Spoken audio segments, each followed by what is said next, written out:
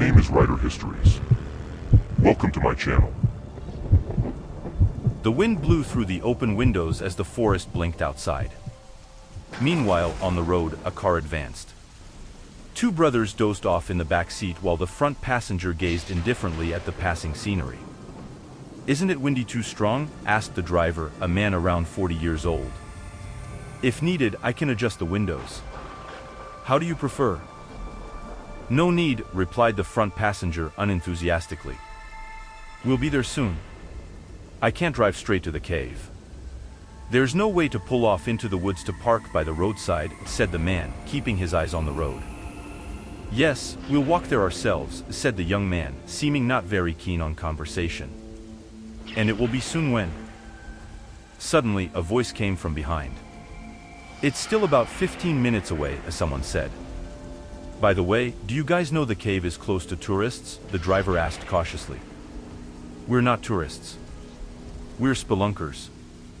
Our mission is to explore caves, not wander around," replied the man, scratching his head. "Vlad, did you know that?" "I'm Vlad, and this is my brother Anton," said the young man in the front seat, briefly adding, "But why are there so many tourists going there?" "There are many outsiders here. The place is beautiful, but I'm talking about people wanting to enter the cave. I guide tourists frequently, so I know, but it's closed for visitation." "Why?" I asked Anton, who had already woken up and was listening to the conversation. "Many people have gone missing there," said the man, shivering. "They found the remains of a teenager with his feet cut off a few meters from the cave entrance, so they closed it to visitors. Before, the tours didn't go very deep into the cave, of course, just through the main corridor. Then rumors started circulating about hidden gold inside, and people started going there hoping to get rich. But no one found anything. At least, not in the news. I haven't heard of it. But the fact that people are disappearing and some bodies are found there is disturbing, although not many pay attention to it. Anything can happen. We've had missing persons before. Some fall into the hands of bears, others fall off mountains.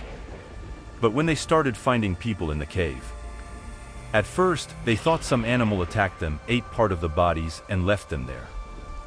Experts, veterinarians, and zoologists came, but they couldn't find anything useful.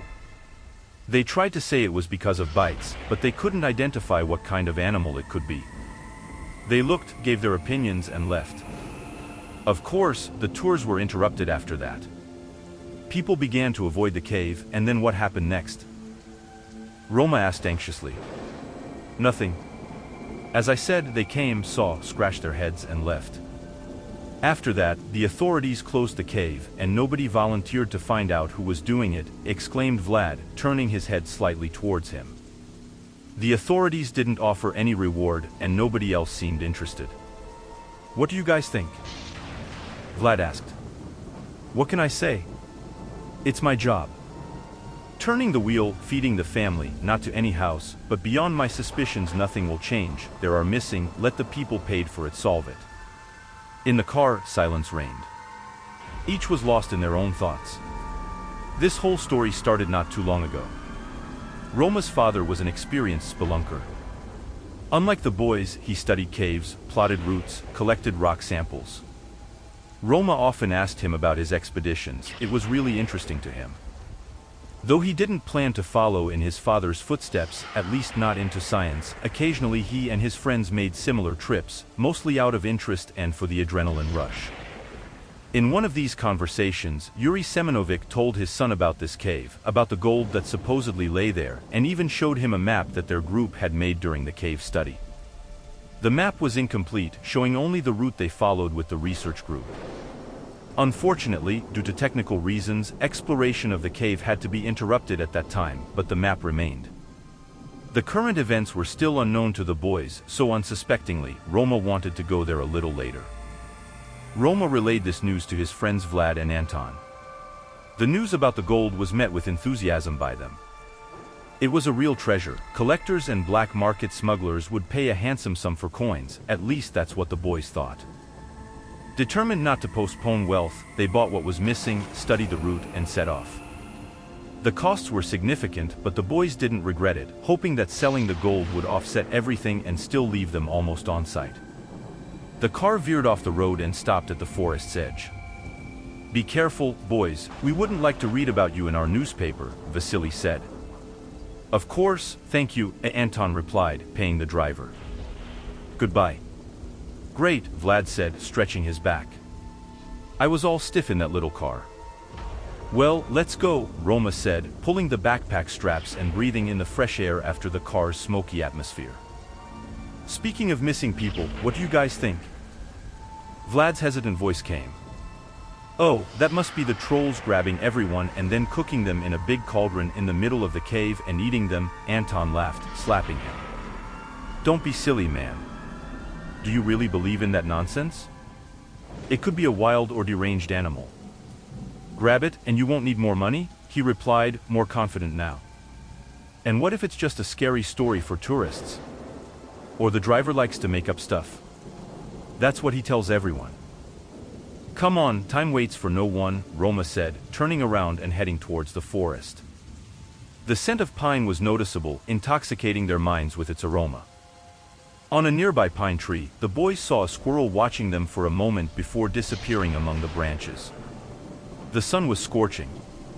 It was a good but stifling sensation. Not even the shade in the forest saved them from the heat. The boys, damp with sweat and burdened by heavy backpacks, trudged along in single file up the steep slope.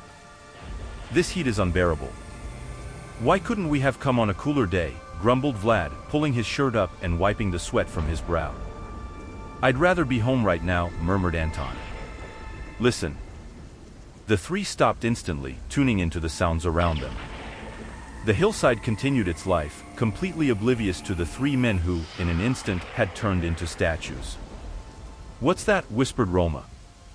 After a few moments, came the reply, "Water. There's a stream nearby. By the sound of it, seems like it's to the right.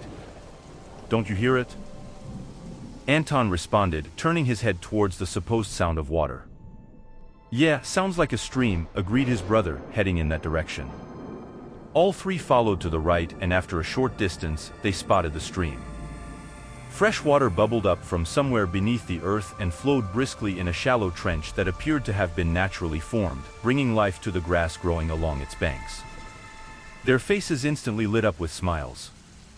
They dropped their heavy backpacks and began scooping up the cold water with their hands, washing their faces and quenching their thirst. "Come on, we need to keep going," Anton reminded, heading back to his backpack. They all geared up. The trio continued towards the goal of their journey. The cave wasn't far, they just needed to ascend the slope and then veer a bit more to the right, where the entrance lay nestled in the mountainside. "Finally," sighed Roma, wiping his face with his hands as they walked again, still damp from the heat. The three halted and gazed into the darkness of the cave, which beckoned them with its coolness but also daunted them with the unknown. Near the entrance, the boys dropped their loads, shed their clothes, and stowed them in their backpacks. Instead of shorts and t-shirts, they donned warmer attire, grabbed the necessary equipment, and the darkness of the cave swallowed them as they entered. The corridor was cramped, and the first to speak was Vlad. "I agree," he replied. "It's tight in here." "What does the map say, Roma?" "We shouldn't turn yet," he said, illuminating the map with his flashlight. "We haven't turned yet," confirmed Roma, scrutinizing the map as they walked straight ahead. "There'll be a left turn coming up soon." "We won't turn there, it's a dead end." "So, what do we do when the path ends?" "We'll figure it out. Plus, we can leave marks to find our way back." "Right," said Vlad, adding, "and once we find the gold, we'll sell it in Thailand."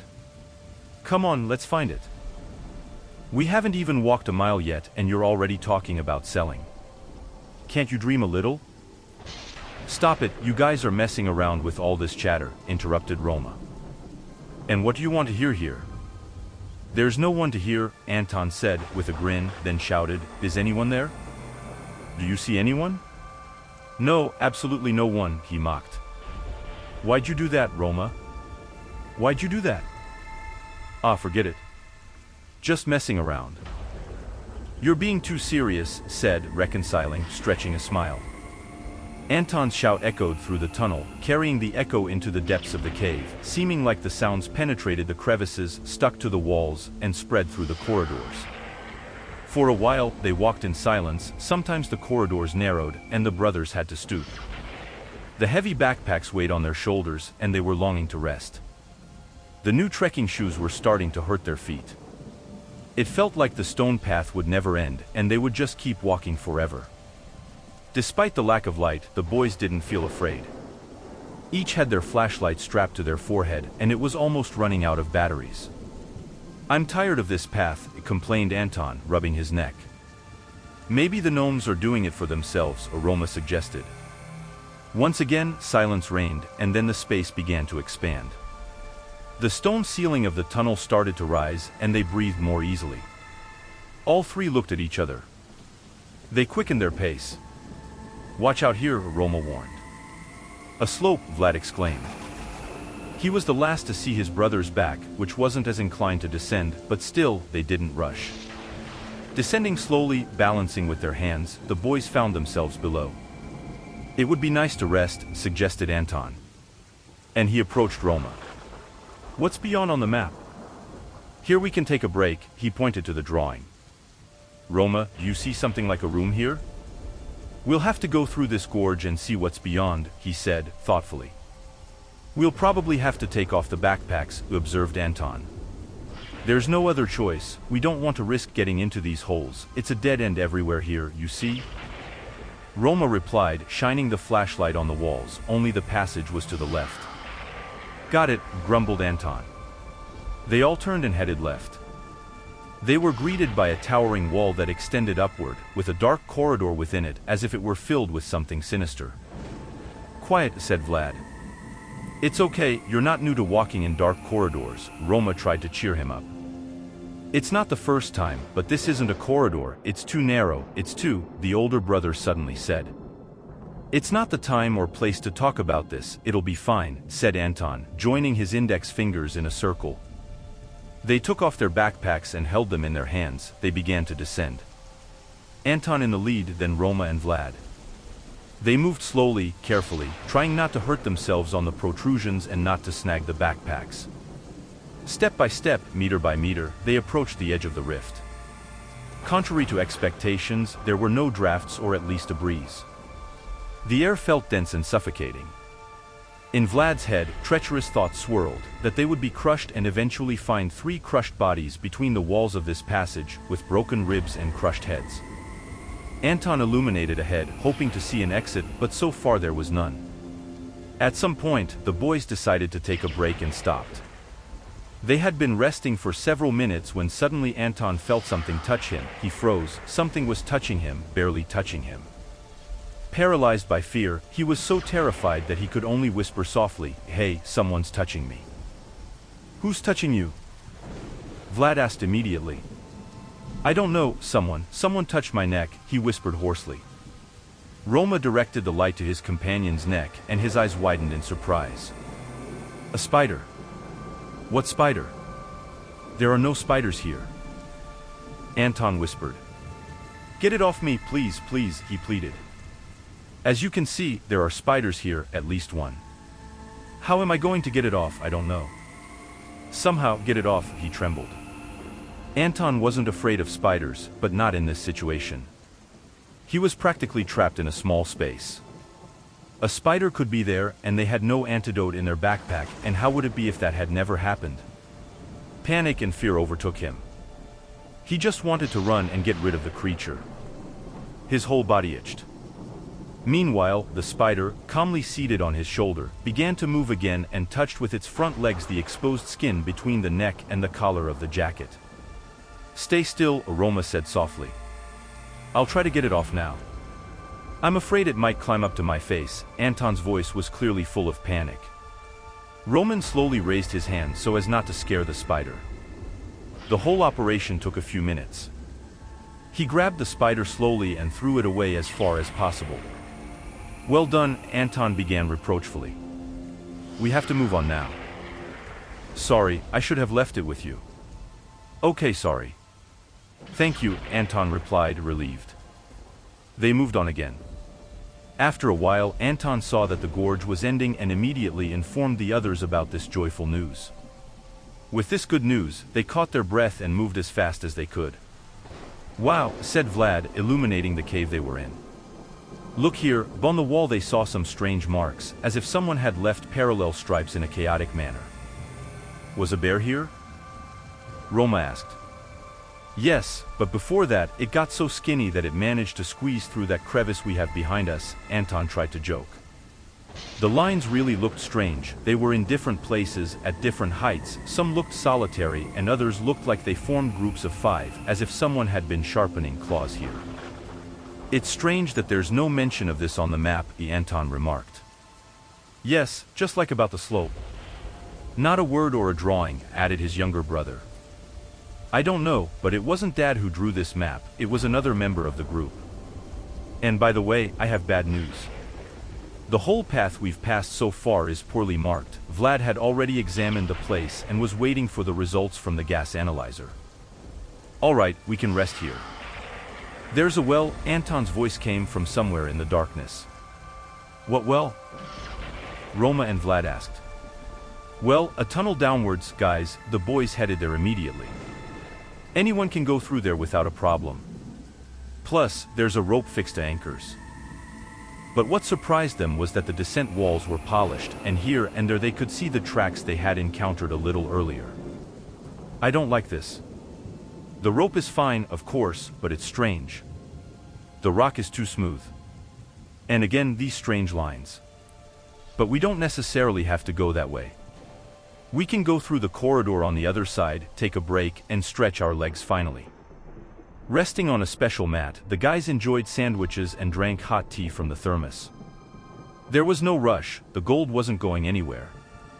But the rest was necessary. They exchanged their boots for comfortable sneakers, took off their helmets leaving only a large flashlight illuminating, and chatted. What if we don't find gold, or if we find it and it's underwater? We don't have diving gear, Vlad said. Enough, it's too much already. How long can we go on like this? We haven't even entered the cave and you're already spreading this pessimism, Anton attacked his brother. Suddenly, not suddenly, your whole mood is ruined, the younger one didn't reply. I continued to dig the can with a spoon, as if someone was walking with wet feet. Listen, Roma pointed out.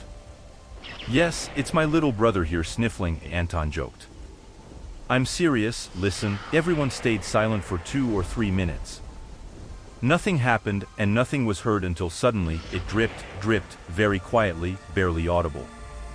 It's a water leak from somewhere, maybe from above, and it's collecting into a puddle, Vlad replied, annoyed. Maybe you're right. What if we stay here today, rest and sleep, and then continue the search tomorrow after breakfast? Each of them was busy with their own things, their own tasks. Vlad took off his socks and grabbed the first aid kit to tend to his feet, while Roma and Anton grabbed sleeping bags and thermal clothing. They placed a large flashlight in the center and laid out the sleeping mats around it, forming a triangle.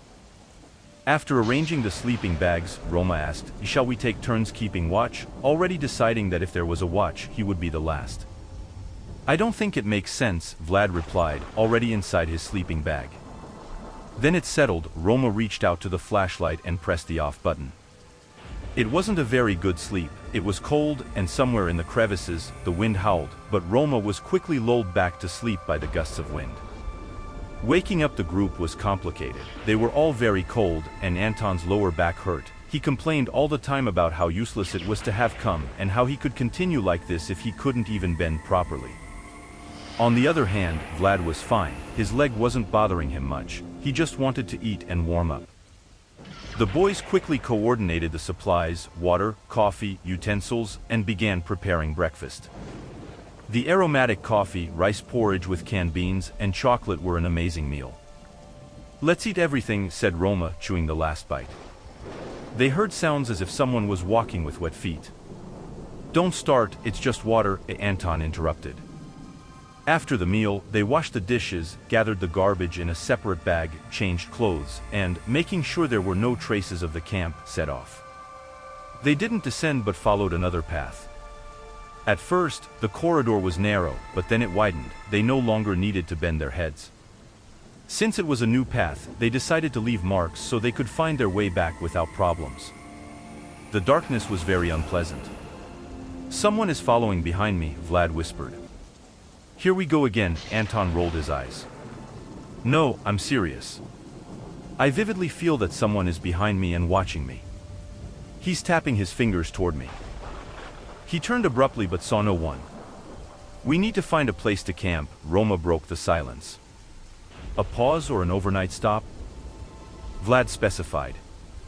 The second one, we've walked enough today, and besides, we're going farther and farther away.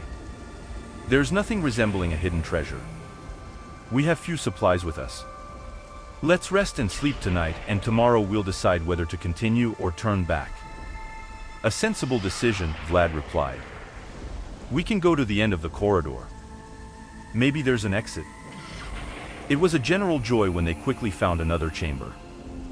Look, there's another well here, Vlad exclaimed in surprise. The hole was practically at the entrance. But unlike the previous one, it didn't have a cylindrical shape. The walls seemed polished and lines could be seen on them, and the flashlight's light illuminated the bottom. The depth was about 3 to 4 meters. I think, said Anton, adjusting his helmet, it's a tunnel or even a network of tunnels. Well, let's set up camp. I'm hungry. It's been a while since the last meal, said Roma, and the usual script continued. They changed clothes, replaced the batteries in their headlamps, and, leaving the large light source in the center, positioned themselves around it, took out the dishes, placed the pot on the fire, and began to prepare. Water for tea. Dinner was also great, with canned goods, porridge, tea, and energy bars, satisfying them. After warming up, the boys settled into their sleeping bags and almost instantly fell asleep. Roma slept poorly, hearing some kind of commotion and rustling through the sleep. At one point, he woke up, his eyes widening widely around, a dense and endless darkness. But in this darkness, he heard strange and unexplained sounds. As if someone was moving about, not turning on the light so as not to wake the others, and suddenly he heard it. The rustling of the sleeping bag being dragged, the snap on the floor, and then something being dragged. He quickly got up, grabbed the flashlight with trembling hands, pressed the power button, dispersing the darkness. His friends were not by his side, they had disappeared. Roma shone the light toward the sound and saw the scene of Anton being dragged. Long hands and claws were pulling him toward the vertical tunnel. Anton's body disappeared, and he heard the thud when he hit the floor of the lower corridor. Surprised, he screamed, forgetting that he shouldn't do that in the cave. For a moment, someone's vaguely human head appeared in the opening, emitting a horrible scream, then plunged back. All he could see and understand was that someone with big eyes had killed them and taken them away. He shuddered with the light, and his body trembled. The beam of the flashlight swung across the walls, illuminating the empty campsite, no friends, no belongings. Not even his backpack. All that was left for Roma were the sleeping bags and a flashlight. No. The confused thought spun in his mind. What was that? What the hell was that? Roma couldn't calm down. The shock didn't wear off, heightened by fear, his heart beating hard. He pinched himself to calm down. He finally began to realize that it wasn't a dream, that his brothers were no longer there, and all the while, they weren't alone. She followed us. What to do? I need to get out of here, he said to himself in a trembling voice. The sound of his own voice calmed him down a little and directed his thoughts. It's good they left marks on the walls, as long as the flashlight doesn't go out. He shook himself, put on gloves, grabbed the flashlight, and headed for the exit, resisting the urge to look down the tunnel. What if the creature is waiting there for him? This is madness. No. Roma could never calm down. His mind refused to believe what he saw. The shock, fueled by fear, made his heart beat hard. He pinched himself to calm down. Focus, don't panic. As long as there's light, I'm safe. The way back to the grotto must be close, he whispered to himself, moving forward. Saying it was easy, doing it was hard. How would he get home? How would he explain to relatives what happened to his brothers? How would he continue living knowing what happened? But that was for later. For now, run. Roma's eyes bounced off the corridor walls, hoping to see marks or an exit.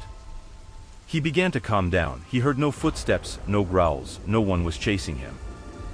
Busy eating, my friends, he thought, and immediately scolded himself for thinking that way. Finally, with a whisper of joy, he said to himself, I found the exit to the grotto. Now, the hardest part is getting through. As he approached the crevice, he heard a creak and a creature appeared on the surface. Get away from me, he shouted in horror, pointing the light. But before he could do anything, the creature leaped forward in 2 bounds and was beside him. For a moment, the creature shoved him and Roma dropped the flashlight and stepped back on impulse.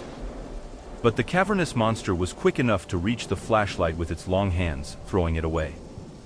No! Roma screamed, unable to hold back anymore. And without restraint, get away, get away! He stood in darkness, adrenaline and terror overpowering him. He lunged for the flashlight, but it intercepted it. Quick, agile, strong. A strong push in the chest and Roma coughed, hitting his head on the stone floor of the cave. The pain pierced his head and spread through his eyes. Unable to see anything, he couldn't get up immediately. Sounds of guttural grunts echoed, and then long fingers closed around his ankle. He tried to fight, kicking with his feet, trying to hit the monster's hand with his left foot, but he couldn't. The grip was strong, the creature shook him intentionally. He hit his head again and saw nothing but darkness.